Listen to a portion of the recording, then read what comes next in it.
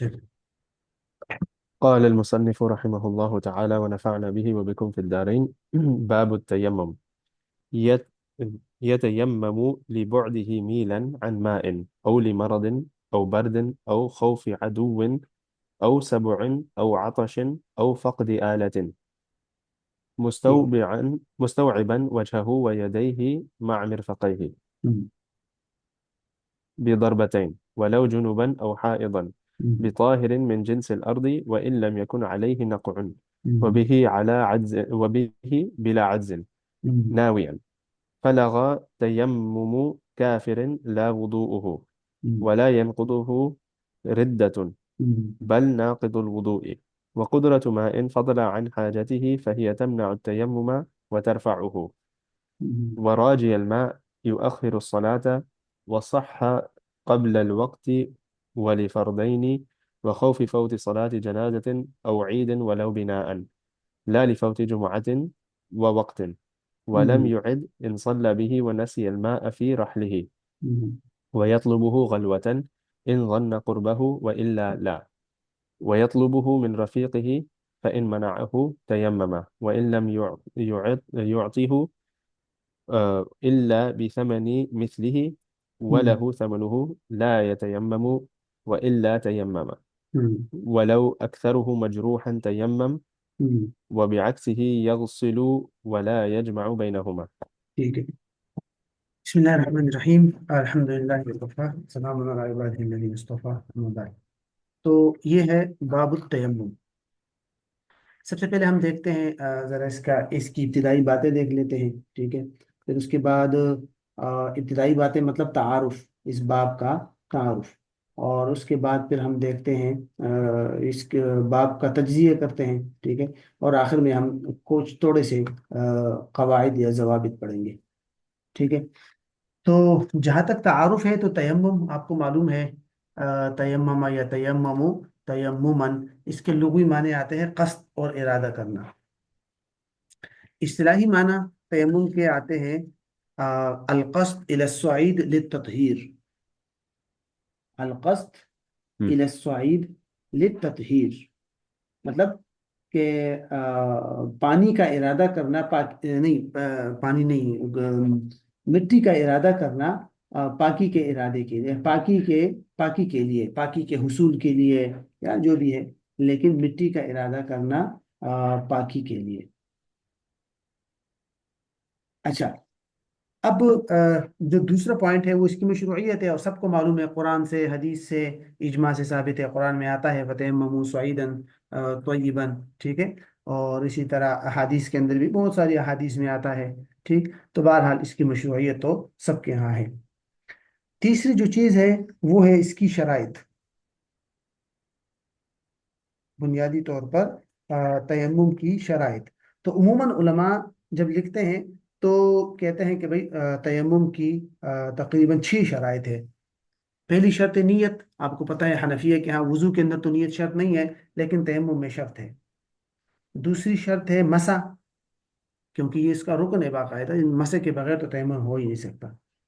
تیسری چیز یہ ہے کہ کم از کم 3 انگلیوں سے ہو. اکثر حصہ شمار کیا جاتا ہے نا، تو 3 انگلیوں سے مسح ہو، 3 سے یا 3 سے زیادہ. نمبر 4 مٹی. ٹھیک ہے. اور نمبر 5 اس مٹی کا پاک ہونا، مطہر. ٹھیک ہے. اور اس بارے میں اسی شرط کے اندر یہ نقطہ بھی ذہن میں رکھ لیجئے. ٹھیک ہے.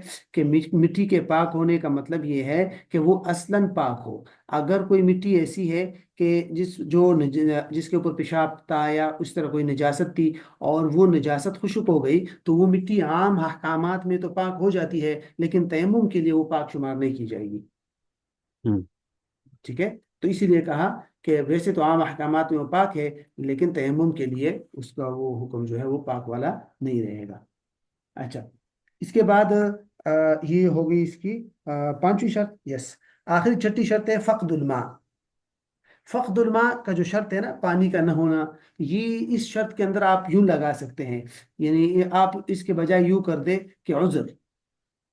کیونکہ کبھی کبھی پانی موجود بھی ہوتا ہے لیکن تیمم کی اجازت ہوتی ہے نا، جب کوئی شخص جو ہے وہ وہ ہو معذور ہو، یعنی پانی سے منع کیا ہو ڈاکٹر نے، یا کوئی اس طرح بیماری ہو، تو ایسی صورت کے اندر تو یہ ہے اس کی 6 شرائط۔ جہاں تک اس کا طریقہ ہے تو انشاءاللہ وہ کتاب کے اندر آ جائے گا کہ وہ ضربتین ہے، ٹھیک ہے، 2 ضرب، اور ایک ضرب کے ساتھ چہرے کا مکمل مسا، اور دوسری ضرب کے ساتھ جو ہے وہ ہاتھوں کا کوہنی سمیت مسا۔ یہ تو ہو گئی اس کی بنیادی باتیں، بس باقی تفصیلات اس میں نہیں ہے۔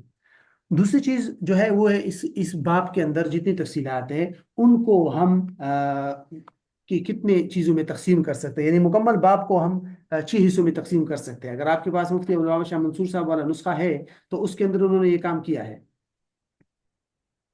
ٹھیک ہے۔ سب سے پہلی چیز جو یہاں سے شروع ہوگی وہ ہے کہ وہ اسباب جن کی وجہ سے تیمم جائز ہوتا ہے، ان پہلی 2 لائن کے اندر ہے، ٹھیک ہے۔ وہ اسباب جن اسباب کی وجہ سے تیمم جو ہے وہ جائز ہو جاتا ہے۔ اچھا، دوسرا جو عنوان یا دوسرے جو مباحث ہے وہ ہے کیفیت التیمم، ٹھیک ہے۔ کیفیت التیمم یہاں تک ہے، یہاں سے لے کر یہ یہاں تک، یہ بھی ہو گیا۔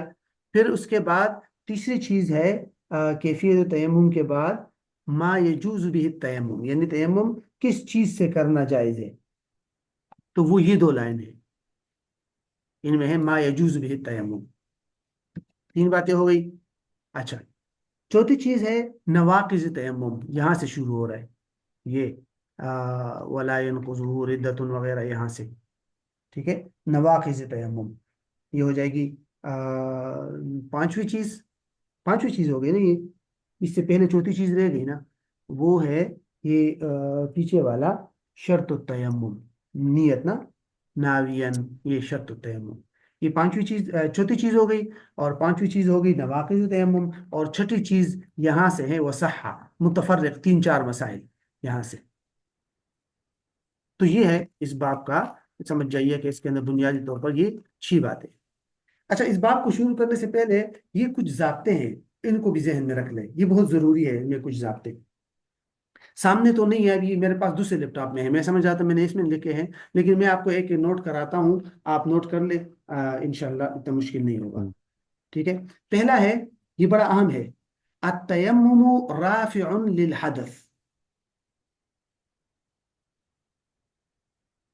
التیمم رافع للحدث، کیا مطلب ہے اس کا؟ کہ تیمم بھی وضو کی طرح حدث کو ختم کر دیتا ہے۔ تو جب حدث کو ختم کر دیتا ہے تو اس کا کیا مطلب ہوا کہ یہ بالکل مکمل طور پہ وضو کا نائب بن جاتا ہے۔ اور اسی میں حنفیہ اور شافعیہ کے اختلاف ہے، حنفیہ کہتے ہیں نو، ہم یہ ضابطہ تسلیم نہیں کرتے، شافعیہ شافعیہ کہتے ہیں ہم یہ ضابطہ تسلیم نہیں کرتے، وہ کہتے ہیں التیمم رافع للحدث والا ضابطہ ٹھیک نہیں ہے، ان کے ہاں ایک اور ضابطہ ہے، التیمم مبیح، جسٹ مبیح، مباح کرنے والا۔ تو وہ کہتے ہیں صرف ضرورتاً مباح کرتا ہے چیز کو، ورنہ حدث کو ختم نہیں کرتا۔ نتیجہ کیا نکلے گا؟ نتیجہ یہ نکلے گا کہ حنفیہ کے ہاں وقت سے پہلے تیمم کرنا جائز ہے۔ کیوں؟ کیونکہ بھئی تیمم بھی حدث کو ختم کرتا ہے، تو اگر عذر موجود ہے، پانی وغیرہ نہیں ہے، تو آپ وقت سے پہلے تیمم کر سکتے ہیں، اور وقت داخل ہونے کے بعد اس تیمم سے وضو نمازیں بھی پڑھ سکتے ہیں۔ لیکن شافعیہ کہتے ہیں نو، یہ تو صرف مبیح ہے ضرورتاً، تو وقت سے پہلے ضرورت نہیں ہے تو نہیں کر سکتے، اگر کر لیا تو وہ تیمم معتبر نہیں ہے، تو جسٹ ضرورت کے تحت۔ تو اسی لیے ان کے ہاں ضابطہ ہے التیمم مبیح، اور حنفیہ کے ہاں ہے التیمم رافع للحدث، یہ ضابطہ ذہن میں رکھیے گا۔ دوسرا ضابطہ، کل ما یباح بالماء یباح بالتیمم، معلوم ہے آپ کو، کل ما یباح بالماء یباح بالتیمم، کہ بھئی ہر وہ چیز جو پانی سے مباح ہو جاتی ہے وہ تیمم سے بھی، یہ تو سب کو معلوم ہے۔ اچھا، ایک اور بات یہ بڑا اہم ہے، یہ بھی مطلب بعض ابتدائی طلباء کے لیے بڑا کام آتا ہے، کہ کل ما یفوت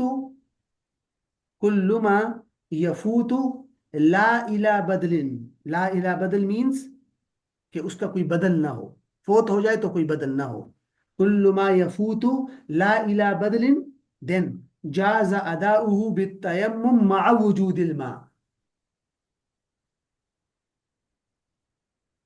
میں دوبارہ پڑھتا ہوں. کل ما یفوت لا الى بدل جاز اداؤہ بالتیمم مع وجود الماء. کیا مطلب ہے اس کا؟ مطلب یہ ہر ایسی عبادت کہ اگر آپ وضو میں مشغول ہو جائیں گے تو وہ عبادت آپ سے فوت ہو جائے گی، قضا ہو جائے گی، اور پھر اس کا کوئی بدل بھی نہیں ہے قضا وغیرہ کہ آپ اس کی بدل کر لے. تو اگر کوئی عبادت ایسی ہے تو پھر آپ پانی کے باوجود جلدی جلدی تیمم کر کے شامل ہو جائے، کر لے. اس میں کون کون سی چیزیں آئے گی؟ نماز جنازہ ہے نا، نماز عید ہے کہ نہیں. تو ایسی چیز جس کا کوئی بدل نہ ہو تو پانی کے باوجود بھی تیمم کر سکتے ہیں، وقت بچا کر اس کو فوت ہونے سے بچانے کے لیے. اچھا، چوتھا ضابطہ ہے کل من لم یجد الماء، کل من لم یجد الماء او منعه مانع یتیمم. دونوں باتیں آپ کو معلوم ہے کہ جس شخص کو پانی نہ ملے، لم یجد الماء، او منعه منه مانع، یا کسی عذر نے، مانع، رکاوٹ نے اس کو پانی استعمال کرنے سے روک دیا، تو یہ تیمم، وہ کیا کرے گا؟ تیمم کرے گا، کیونکہ بیماری وغیرہ اس کے اندر آ جائے گی. ٹھیک ہے، اور بھی بہت ساری چیزیں، تو ایسی صورت میں اس سے آپ وہ کر سکتے ہیں. ایک اور ضابطہ ہے کل ما کان من جنس الارض. ایک پوائنٹ یہ عموماً ہم پڑھتے ہیں نا کہ جو من جنس الارض ہو اس سے تیمم کرنا جائز ہے. تو کل ما کان من جنس الارض، لیکن ساتھ میں ایک اور بات، ولم يتغیر عن حکم الاصل، اس جو اصل والا حکم ہے اس سے وہ چینج نہ ہوا ہو. ٹھیک ہے، اگرچہ جنس عرض میں سے ہے لیکن وہ چینج نہ ہوا ہو اپنی اصل خلقت سے، تو ایسی صورت میں مطلب شکل وغیرہ تو تبدیل ہو جاتا ہے لیکن اصل کے حکم سے متغیر نہ ہوا ہو تو اس سے تیمم جائز ہے. جیسے ریت ہے، مٹی ہے، اس کے اندر بہت ساری چیزیں شامل ہو جائیں گی. ٹھیک ہے.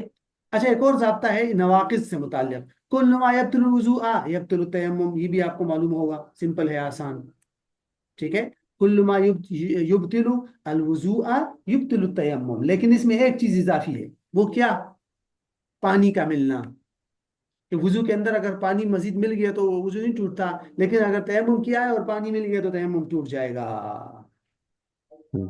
ہے نا، یہ چھوٹی سی چیز صرف اضافہ ہے، باقی اس میں اضافہ نہیں.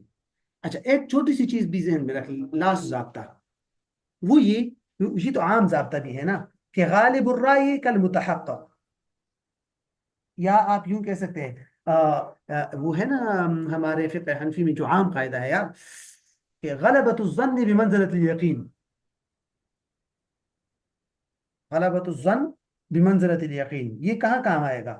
یہ وہاں کام آئے گا کہ مثال کے طور پر آپ کسی جگہ پر موجود ہے اور آپ کو پتہ نہیں ہے کہ آس پاس پانی ہے یا نہیں، تو آپ پر پانی تلاش کرنا لازم ہے یا نہیں. تو وہاں یہ قاعدہ آئے گا کہ اگر آپ کو غالب گمان یہ ہے کہ بھئی آس پاس پانی ہو سکتا ہے تو پھر آپ پر لازم ہے کہ پانی تلاش کرے. ٹھیک ہے، تو اگر آپ کو غالب گمان بھی ہے تو غالب گمان بھی یقین کے حکم میں ہے، غلبۃ الظن بمنزلۃ الیقین. ٹھیک ہے، اگر آپ کے گمان میں بھی ہے تو بولو. تو یہ ہے کچھ اضافی گویا کہ آپ سمجھ جائیے قواعد. اب آ جائیے اس کی طرف، کتاب کی طرف. سب سے پہلے یہ والے پڑھتے ہیں ہم. یہ ہے اسباب جو مجوزہ للتیمم ہے، یعنی وہ اسباب جن کی وجہ سے انسان جو ہے وہ اس کے لیے تیمم جائز ہو جاتا ہے، تیمم کرنا. وہ یہ ہے، کہتے ہیں یتیمم لبعدہ میلا عن ماء، کہ ایک انسان جو ہے وہ تیمم کر سکتا ہے کب؟ پانی سے دور ہونے کی وجہ سے. کتنا؟ میلن، 1 میل. پانی سے اگر 1 میل کوئی شخص دور ہے تو وہ تیمم کر سکتا ہے. ٹھیک ہے، اور 1 میل کا کلومیٹر کے حساب سے بنتا ہے تقریباً 2 کلومیٹر، 1.83، 1.83 کلومیٹر، تقریباً 2 کلومیٹر آپ کہہ دیں آپ. ٹھیک ہے، اور یا مرض ہو، مطلب ایسا مرض جس میں پانی استعمال کرنا ڈاکٹر نے منع کیا ہو، ورنہ تو مرض بڑھنے کا اندیشہ ہے. ٹھیک ہے، یا مر جانے کا اندیشہ ہے. اوکے، او بردن، یا بہت زیادہ سردی ہے اور گرم پانی نہ مل رہا ہے اور نہ ملنے کا امکان ہے. ٹھیک ہے، اور ایسی سردی کہ جو عام حالات سے بڑھ کر ہے، ورنہ عام طور پہ تو سردی ہر جگہ ہوتی ہے، لیکن یہاں اس کا مطلب یہ ہے کہ ایسی سردی جس سے بیمار ہو جانے کا یا مر جانے کا خوف ہو، عام سردی نہیں، مرض مرض میں مبتلا ہو جانے کا یا مر جانے کا خوف ہو، اگر اتنی سردی ہے تو ایسی صورتحال میں پھر تیمم کر سکتا ہے۔ او خوف یا عدو، یا دشمن کا خوف ہو۔ دشمن کا خوف ہوگا کیا مطلب؟ مطلب یہ ہے کہ جس جانب پانی ہے اگر آپ وہاں جائیں گے تو دشمن گولی مار دے گا، یا ایسی کوئی صورتحال ہے، تو پھر ایسی صورت میں تیمم کر لے، پانی کی طرف نہ جائے۔ سبع، کس کا خوف ہے؟ درندے کا، جس طرف پانی ہے اگر پانی کے لیے استعمال کرنے کے لیے جائیں گے تو درندے کا خوف ہے۔ او عطشن، پیاس کا خوف ہے، مطلب اتنا پانی ہے جس سے وہ صرف اپنی پیاس بجھا سکتا ہے، اور اگر اس کو پانی کو وضو میں استعمال کر لیا تو یہ تو پیاس سے مر جائے گا بیچارہ، تو ایسی صورت میں بھی وہ تیمم کر سکتا ہے۔ ٹھیک ہے، اور یہ لاسٹ، او فقط آلت، یا آلہ موجود نہ ہو۔ آلہ موجود نہ ہو کا مطلب یہ ہے کہ بھائی صاحب پانی موجود ہے لیکن اس پانی کو نکالنے کا کوئی ڈول، کوئی ذریعہ، کوئی کچھ ہے نہیں کہ اس ہم پانی کو کیسے نکالیں نیچے کنویں سے۔ ٹھیک ہے، تو ایسا کوئی ٹول، کوئی ایسا آلہ موجود ہی نہ ہو کہ جس کے ذریعے وہ پانی نکال سکے، تو ایسی صورتحال میں وہ شخص کیا کرے گا؟ تیمم کرے گا۔ تو یہ تو وہ ہو گئی۔ اس میں چھوٹی سی بات ہے، یہ جو میلن عن ماء کہا ہے نا، اس میں کچھ علماء کی آراء مختلف ہے۔ امام ظفر فرماتے ہیں کہ بھائی صاحب اگر نماز نکلنے کا وقت یا نماز کا وقت نکلنے کا خوف ہو تو پھر 1 میل بھی 1 میل سے کم بھی اگر دور ہو پانی تو پرابلم نہیں، بس جلدی جلدی تیمم کر کے پڑھ سکتا ہے۔ ٹھیک ہے، اگر 1 میل سے کم بھی ہو، دور ہو، تو بھی کر سکتا ہے، لیکن نماز نکلنے کا خوف ہو۔ اس طرح امام ابو یوسف رحمۃ اللہ علیہ فرماتے تھے کہ بھئی اگر ایک انسان قافلے میں ہے اور وہ قافلے میں اگر پانی کے لیے دور جائے گا تو قافلہ اس سے گم ہو جائے گا، تو یہ مقدار ہے پانی کے دور ہونے کا، میل میل کا اعتبار نہیں ہے، تو اس طرح کی صورتحال میں وہ کر سکتا ہے۔ لیکن امام محمد نے مطلق میل کا کہا ہے، اور امام محمد رحمہ اللہ کا قول راجح ہے۔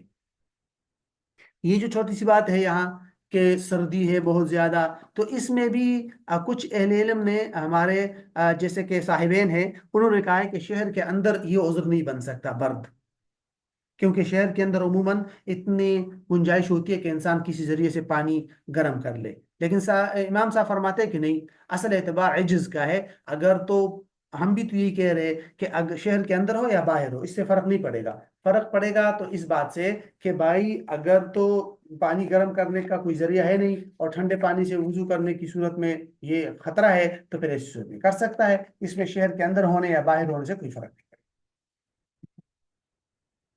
ٹھیک ہو گیا؟ اب آگے آ جائیے، یہاں سے مستوعبن سے لے کر آ, یہاں تک، یہ ہے دوسری بات، اور وہ ہے کیفیت تیمم۔ تیمم کی کیفیت کیا ہونی چاہیے؟ تیمم کی کیفیت کے بارے میں یہ فرما رہے ہیں کہ مستوعبن وجہہ، یعنی اس حال میں وہ تیمم کرے گا کہ اپنے پورے کے پورے منہ یعنی چہرے کو گھیرنے والا ہوگا، وہ یدیہ مع مرفقیہ، اور اپنے دونوں ہاتھوں کو کوہنیوں سمیت گھیرنے والا ہوگا، بضربتین، اور یہ دونوں کام وہ کتنی ضربوں کے ساتھ کرے گا؟ 2 دفعات کے ساتھ۔ ولو جنبن او حائزن، اگرچہ وہ جنبی اور حائز ہو یا حائزہ عورت ہو، کیونکہ وضو، جنابت یا حیض، ان سب کے لیے ایک ہی طریقہ ہے تیمم کا، وہ بتا دیا۔ اب اس بارے میں نا علماء کے آراء مختلف ہے، ٹھیک ہے، تفسیری کتابوں میں آپ پڑھیں گے کچھ جیسے کہ امام ابو حنیفہ رحمۃ اللہ علیہ سے ایک قول یہ بھی مروی ہے، حسن بن زیاد والا قول، کہ بھائی جو یہ مرفقین تک مسح کی ضرورت نہیں ہے، جہاں انسان گھڑی باندھتا ہے نا رسغ، وہاں تک اگر مسح کر لے تو بھی کافی ہے۔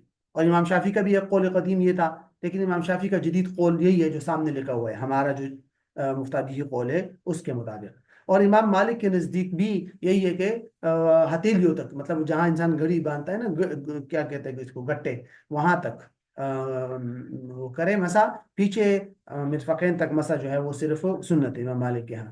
حنفیہ کے ہاں یہ فرض ہے استیعاب، کہ جو چیز جو عضو وضو کے اندر ہاتھ جو ہے جتنا دھونا ضروری ہے تو وہ مسح کے اندر، تیمم کے اندر اتنا مسح کرنا بھی ضروری ہے۔ اور ضربتین ہو، ٹھیک ہے، تو ضربتین کے اندر بھی اختلاف ہے، مشہور اختلاف ہے۔ کچھ علماء نے لکھا ہے جیسے علامہ ابن سیرین، امام ابن سیرین رحمہ اللہ فرماتے تھے 3 ضربات ہونی چاہیے، ایک چہرے کے لیے، ایک ہاتھ کے لیے، دوسرا دوسرے ہاتھ کے لیے، یا دوسرا دونوں ہاتھوں کے لیے۔ امام مالک فرماتے تھے 1 ضرب کافی ہے، امام احمد کی بھی ایک روایت یہ ہے، ٹھیک ہے، لیکن حنفیہ کی مشہور روایت ہے نا وہ عمار بن یاسر والی، ٹھیک ہے، جس میں ضربۃ للوجہ اور ضربۃ للذراعین کا ذکر ہے، تو حنفیہ اسی سے استدلال کرتے ہیں، اور دونوں کا الگ طریقہ ہے کہ جو پہلا ضرب ہوگا اس سے چہرے کا مسح کیا جائے گا، اور دوسرے ضرب سے ہاتھوں کا، اور طریقہ بھی وہی ہے کہ جب ہاتھوں کا مسح کریں گے تو ہاتھ نیچے لگا کے اس طرح جھاڑ کے جو کوہنی انگلیاں ہیں، انگلیوں کے اندرونی سائڈ سے ہاتھ کے اوپر سائڈ کا پورا مسح کر لے آخر کوہنیوں تک، اور پھر ہاتھ کے اندرونی حصے کا مسح جو ہے وہ انگوٹھے سے اور باقی حصے سے کر لے، ہاتھ کی ہتھیلی سے، ٹھیک ہے، واپس آتے ہوئے نیچے ہاتھ کی طرف، وہ مشہور طریقہ ہے، سب کو تقریباً معلوم ہے، حائض اور جنبی کا کوئی فرق نہیں، چلو یہ تو ہو گیا۔ اب آگے آ جائیے تیسری بات کی طرف۔ تیسری بات تھی کہ ما یجوز بھی تیمم، کہ تیمم جو ہے وہ کس چیز سے جائز ہے۔ حنفیہ کی جو راجح قول ہے وہ یہ ہے جو آپ کے سامنے لکھا ہوا ہے، بظاہر من جنس الارض، ہر وہ چیز جو جنس ارض سے تعلق رکھتی ہو اس کے ظاہر سے تیمم کرنا جائز ہے، وَإِن لَمْ يَكُنْ عَلَيْهِ نَقْعٌ، اگرچہ اس کے اوپر غبار نہ ہو، اوپر غبار وغیرہ ہوتا ہے نا گند، اگرچہ نہ ہو تو بھی جائز ہے، وہ بھی، اور اوپر غبار سے بھی کرنا جائز ہے، بلا عجز، خواہ عجز ہو یا نہ ہو، یہ بلا عجز اور یہ والی بات کیوں لگائی؟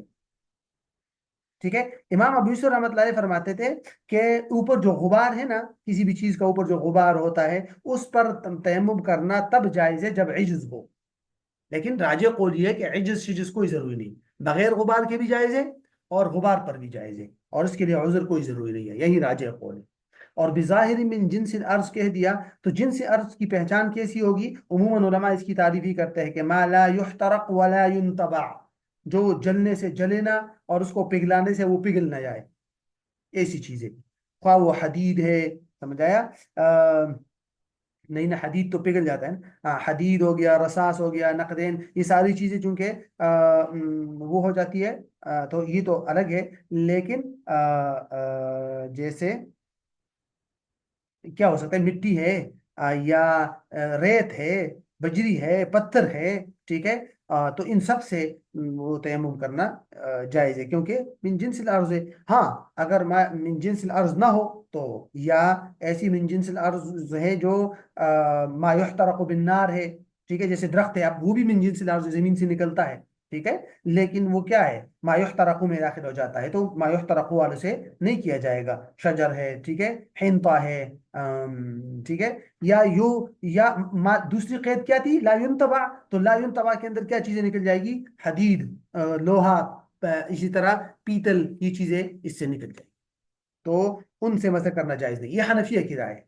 جہاں تک امام شافعی ہے وہ فرماتے ہیں کہ صرف تراب منبت سے وضو کرنا جائز ہے، تیمم کرنا جائز ہے، وہ قرآن مجید کی جو آیت ہے سعیدن طیبن، وہ اس کا معنی سعیدن منبتن لیتے ہیں، لیکن حنفیہ کہتے ہیں کہ نہیں، اس سے مراد وہ طاہر کے معنی میں استعمال ہوتا ہے، تو منبت کا ہونا یہ ضروری نہیں ہے، بلکہ بس مطلقاً وہ کر سکتے ہیں اس سے تیمم۔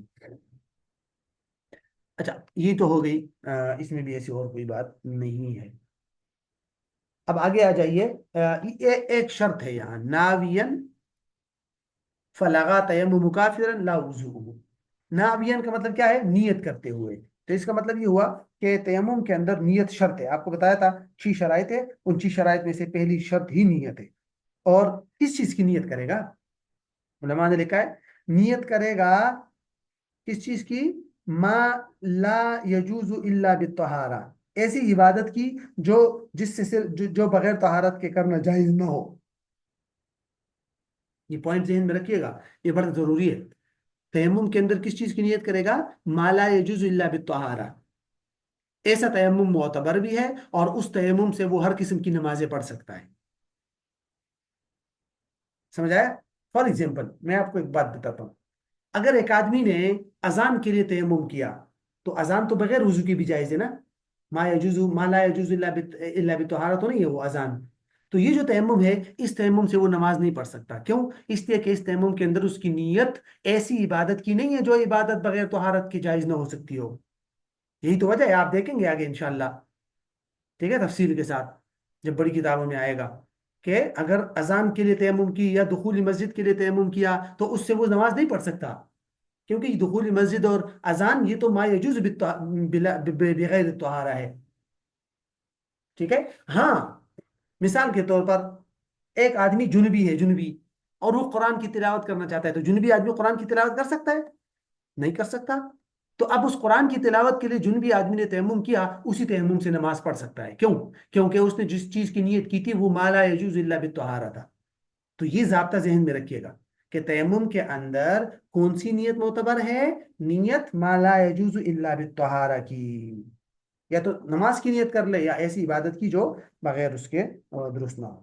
ورنہ تو اگر ایسی عبادت کی نیت کی جو اگرچہ عبادت تو ہے لیکن ما یجوز بغیر طہارہ ہے، تو اس سے پھر نمازیں وغیرہ نہیں پڑھ سکتا. پوائنٹ آگے سمجھ میں؟ تو یہ ہے ناوین کا مطلب. فلغا تیمم کافر، کافر کی کا تیمم لغو ہے. کیوں؟ کافر نیت کا اہل ہی نہیں ہے. اہلیت ضروری ہے، اہلیت نیت کی اہلیت ہی مسلمان میں ہو سکتی ہے صرف. ٹھیک ہے. یا عبادت کی نیت وہ صرف مسلمان کر سکتا ہے. ہاں وضو اس کا ضائع نہیں ہوگا. امام شافعی کا اس میں اختلاف ہے نا، ان کے ہاں وضو میں بھی نیت ضروری ہے، تو ان کے ہاں کافر کا وضو بھی ٹھیک نہیں ہے. ہمارے ہاں وضو کے لیے نیت ضروری نہیں ہے، تو کافر کا وضو ٹھیک ہو جائے گا. اس میں اور ایسی کوئی بات مزید نہیں. اب آتے ہیں ہم پوائنٹ نمبر 5 کی طرف. یہ ہے نواقض تیمم. آپ کے میں نے ایک ضابطہ بتایا تھا کہ کل ما یبطل الوضوء یبطل التیمم. تو سیم ہے، سوائے کس چیز کے؟ ایک پوائنٹ اضافہ، وہ ہے پانی. پانی کا مل جانا، پانی پر قدرت. کیونکہ خود حدیث یہ تو خود قرآن کے اندر ثابت ہے. فلم تجدوا ماء شرط ہے باقاعدہ. تو جو فلم تجدوا ماء، وہ اس وجدان سے عموماً مفسرین کیا مراد لیتے ہیں؟ قدرت. کہ بھائی پانا مراد نہیں ہے، قدرت مراد ہے. کہ اگرچہ پانی ہے لیکن قدرت نہیں ہے، تو وہ عدم وجدان کے حکم میں ہے. ہو گیا سمجھ میں؟ تو کہتے ہیں ولا ينقضه ردۃ، مرتد ہو جانا یہ تیمم کو ناقض نہیں کرتا. ٹھیک ہے. یہ تو تقریباً اس میں بھی کسی کے اختلاف نہیں ہے. ٹھیک ہے. کہ ردت جو ہے یہ بھی وہ نہیں کرتا. شاید امام ظفر کی رائے الگ ہے، لیکن بہرحال راجح قول یہ نہیں ہے. اچھا، بل ناقض الوضو. بل ناقض الوضو کا مطلب کیا ہے؟ بل ينقضه ناقض الوضو. یہ پورا جملہ اس طرح ہے کہ لا ينقضه ردۃ بل ينقضه ناقض الوضو. یہ پوائنٹ ہے کہ ہر وہ چیز جو وضو کو توڑنے والی ہے وہ تیمم کو توڑ دے گی. جو بھی ہے خروج نجاست ہے یا اس طرح کی چیزیں ہیں، تو وہ اگر بدن سے نکلے گی تو وہ وضو ٹوٹ جائے گا. وقدرت ماء، یہ ہے وہ اضافی پوائنٹ. وقدرت ماء فضل عن حاجته، اور ایسے پانی پر قدرت، فضل عن حاجتی، جو اس کی اپنی حوائج ضروریت سے خارج ہو، اضافی ہو. فہی تمنع التیمم، وہ تیمم کو منع بھی کرتی ہے سٹارٹنگ میں اگر آپ جب تیمم کرتے ہیں. وترفعہ، اور تیمم کو اٹھا بھی دیتی ہے. مطلب کیا ہے کہ انتہاء، ترفعہ کا تعلق انتہا کے ساتھ ہے، تیمم کیا اس کے بعد. اور تمنع کا تعلق ابتدا کے ساتھ ہے کہ ابتداء. ٹھیک ہے. تو دونوں صورتوں میں وہ آدمی جو ہے اس کا تیمم ٹوٹ جائے گا. لیکن دونوں شرائط ہیں. اوکے، یہ دو شرطیں ہیں، ایک قدرت اور نمبر 2 فاضل عن حاجہ. اگر فاضل عن حاجہ نہیں ہے، صرف پینے کے لیے ہی کافی ہو سکتا ہے، تو پھر نو، پھر اس کا تیمم نہیں ٹوٹے گا. ٹھیک ہے. تو یہ ہے اسی کے اندر یہ ایک چھوٹی سی بات آتی ہے، اس کے بعد پھر آخری بات شروع ہوگی. وراجی الماء یؤخر الصلاۃ، پانی کی امید رکھنے والا نماز کو مؤخر کرے. راجی. ٹھیک ہے. کیا مطلب ہے؟ علماء نے لکھا ہے کہ ایک آدمی ہے اس کے پاس پانی نہیں ہے، تو کیا وہ فوراً تیمم کر کے نماز پڑھ لے؟ 1 میل تک پانی بھی نہیں ہے چلے، تو کہتا ہے کہ نہیں، مستحب اس کے، اگرچہ جائز تو ہے کہ اگر 1 میل سے دور ہے پانی تو پھر وہ تیمم کر کے نماز پڑھ لے، لیکن اس کے لیے مستحب یہ ہے کہ وہ نماز کو مؤخر کر لے. ممکن ہے اس کو وہ پانی مل جائے قریب قریب میں، خواہ کوئی بھی نماز ہو. ٹھیک ہے. اگرچہ بعض علماء نے جیسے کہ امام ابو حنیفہ اور امام ابو یوسف رحمۃ اللہ علیہ کی طرف ایک قول منسوب ہے، یہ میں نے ابھی مستحب کہا نا کہ بھئی مستحب ہے کہ نماز کی تاخیر کرے، لیکن ایک غیر ظاہر روایہ قول ہے جو ظاہر روایہ نہیں ہے امام ابو حنیفہ اور امام ابو یوسف کا، کہ ایسی صورت میں تاخیر واجب ہے. اگر امید ہے اس کو کہ پانی مل جائے گا تو پھر تاخیر واجب ہے. لیکن راجح قول یہ نہیں ہے. راجح قول یہ ہے کہ مستحب ہے. اگر 1 میل تک پانی نہیں ہے تو پھر اس کے لیے مستحب ہے کہ تاخیر کرے، اور پانی ممکن ہے پانی مل جائے. ٹھیک ہے. البتہ امام مالک رحمہ اللہ جو ہے وہ بھی مستحب کہتے ہیں اس کو. یہ ہو گئی 5 باتیں. اب یہاں سے لاسٹ پوائنٹ ہے، یہ ہے مسائل متفرقہ. اب یہاں سے آخری پوائنٹ ہے ہمارا، وہ ہے متفرق مسائل. ٹھیک ہے، تیمم کے حوالے سے کچھ متفرق مسائل دیکھیے. وصح قبل الوقت، کہ کسی بھی نماز کے وقت کے داخل ہونے سے پہلے بھی تیمم کرنا صحیح ہے. وللفرضین، اور دو فرضوں کے لیے بھی تیمم کرنا صحیح ہے. مطلب ظہر کی نماز کے لیے آپ نے تیمم کیا اور عصر تک پانی کا وجود ہی نہیں ہے یا عذر برقرار ہے، تو عصر اور کوئی نواقض وضو میں سے کچھ بھی نہیں ہوا، تو پھر ایسی صورت میں عصر کی نماز بھی اسی تیمم سے پڑھ سکتے ہیں.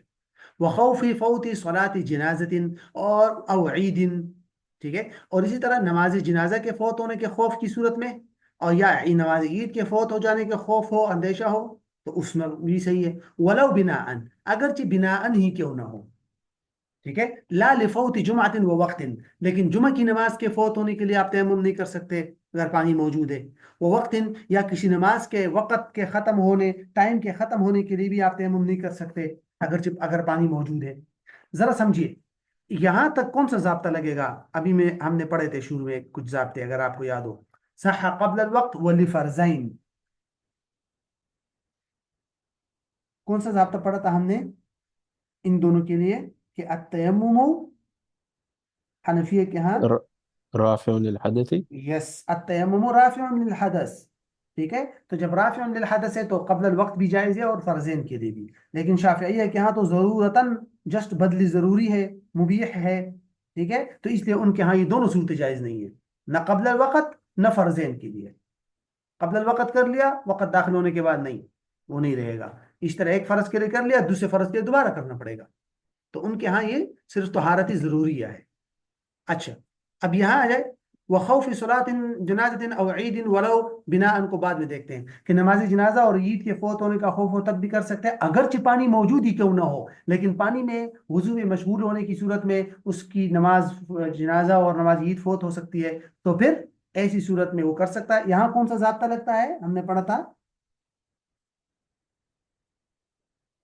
کل ما یفوت لا الى بدر يجوز اداؤه بالتيمم مع وجود الماء. آگے پوائنٹ سمجھ میں کہ کل ما یفوت لا الى بدر يجوز اداؤه جائز. بالتيمم مع وجود الماء. تو یہی دو چیزیں ہیں نا. ہو گیا. اب ادھر آ جائے ولو بناء. ولو بناء کا کیا مطلب ہے؟ ولو بناء کا مطلب یہ ہے کہ کسی نے سٹارٹ کیا ہے وضو کے ساتھ نماز اور درمیان میں نماز ٹوٹ گئی، مطلب یہ حدث لاحق ہو گیا نماز کے دوران. ٹھیک ہے، اب وہ جا کے بنا کرنا چاہتا ہے، اسی نماز کو جاری رکھنا چاہتا ہے اور پانی نہیں ہے، تیمم کرنا چاہتا ہے. تو سٹارٹنگ کیا تھا وضو سے اور اب درمیان سے بنا کرے گا تیمم سے، تو یہ جائز ہے یا نہیں؟ ٹھیک ہے، اس کے کئی صورتیں بنتی ہے. علماء نے لکھا ہے کہ اگر سٹارٹنگ کیا ہے تیمم سے اور درمیان میں وضو ٹوٹ جائے اور پھر جا کے تیمم کر کے پھر بنا کر لے، پھر تو اجماعاً جائز ہے. اسی طرح وضو سے سٹارٹ کیا تھا، درمیان میں حدث لاحق ہو گیا اور جا کے بنا کر رہا ہے وضو کر کے، یہ بھی جائز ہے. ہاں؟ اصل اختلاف اس صورت میں ہے کہ جب ایک آدمی نے سٹارٹ کیا تھا کس کے ساتھ؟ وضو کے ساتھ، درمیان میں اس کا وضو ٹوٹ گیا اور اب بیچ میں آ کر وہ کیا کر رہا ہے؟ تیمم کر کے اس نماز کی تکمیل کرنا چاہتا ہے، بنا کرنا چاہتا ہے. تو صاحبین کے ہاں یہ درست نہیں ہے، تیمم نہیں کر سکتا وہ، بلکہ وضو ہی کرے گا. اور امام صاحب کے ہاں کر سکتا ہے. راجح قول امام صاحب ہی کا ہے کہ وہ بنا کر سکتا ہے تیمم پر. یہ پوائنٹ سمجھ آ گیا؟ ٹھیک ہے، اور ورنہ تو صاحبین کہتے کہ وہ نہیں. اچھا، آگے آئیں گے تو لا لفوت جمعہ و وقت. فوت جمعہ کے لیے کیوں نہیں کر سکتے؟ یہاں پر اسی ضابطے کو آپ لگا سکتے جو ہم نے پہلے لگایا تھا، کیونکہ نماز جمعہ کا بدل موجود ہے نا، نماز ظہر، تو اس لیے نہیں کر سکتے. اس کے لیے وقت کے لیے بھی نہیں کر سکتے. کیوں؟ قضا کر سکتے ہیں آپ، مطلب عصر کا نماز کا وقت نکل رہا ہے تب بھی آپ تیمم نہیں کر سکتے اگر پانی موجود ہے. ٹھیک ہے، اب ادھر آ جائے. یہ ایک چھوٹا سا مسئلہ ہے کہ ولم یعد، اعادہ نہیں کرے گا. ان صلی بھی، اگر تیمم کے ساتھ نماز پڑھ لی، ونسی الماء فی رحلہ، اور اپنے کجاوے میں جو ہے پانی بھول گیا تھا، اونٹ پر پانی رکھا تھا، کمرے میں پانی رکھا تھا اور باہر جا کے دیکھا پانی نہیں ہے اور ادھر ڈھونڈ رہا ہے اور بھول گیا کہ بھئی میرے پاس تو گھر میں پانی رکھا ہوا ہے. ٹھیک ہے، اور تیمم کر کے نماز پڑھ لی، تو کیا وہ اعادہ کرے گا یا نہیں؟ تو کہتے نہیں کرے گا اعادہ.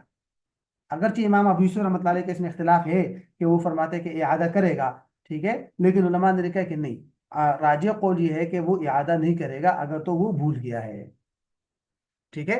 اور اگر کچھ علماء نے یہ بھی لکھا ہے کہ اگر اس کے آس پاس ہے، نزدیک ہے، یا ایسی جگہ میں ہے جہاں سے بھولنے کا امکان نہیں ہے تو پھر اعادہ کر لے، لیکن یہ ہے کہ راجح قول یہ ہے کہ اعادہ کرنا واجب نہیں ہے۔ وَيَطْلُبُهُ غَلْوَةً إِنْ ظَنَّ قُرْبَهُ وَإِلَّا لَا، یہاں وہ والا قاعدہ لگے گا کہ غلبۃ الظن بمنزلۃ الیقین، کہ اگر اس کو یہ گمان ہے کہ بھئی آس پاس میں قریب میں پانی کا امکان موجود ہے، ٹھیک ہے، تو ایسی صورت میں وہ کیا کرے گا؟ طلب کرے گا، یطلبو، اس پانی کی تلاش میں جائے گا، ٹھیک ہے۔ غلوہ، غلوہ کا مطلب کیا ہوتا ہے؟ یہ ایک فاصلہ ہے، پرانے زمانے میں ہوتا تھا تیر پھینکنے کی جگہ سے لے کر جہاں تیر گرتا ہے اس کے درمیانی حصے کو غلوہ بولتے تھے، اور علماء کہتے ہیں یہ 300 سے لے کر 400 گز تک ہے، ٹھیک ہے۔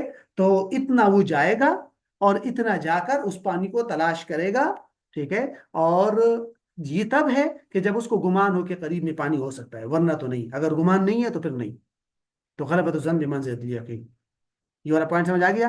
انہوں نے شاید غلبہ کو یہ دیکھے ثلاثۃ من الذراع الی اربعۃ من الذراع، تو اس کو اگر آپ جائیں گے تو تقریباً کتنا میٹر بنتا ہے؟ 184 184.8 metre, not kilometre, metre, okay. تو یہاں تک کافی، ابھی یہ میٹنگ ختم ہونے والی ہے، ورنہ میرا ارادہ تھا اس کو ختم کرنے کا، لیکن ابھی کچھ سیکنڈ بچ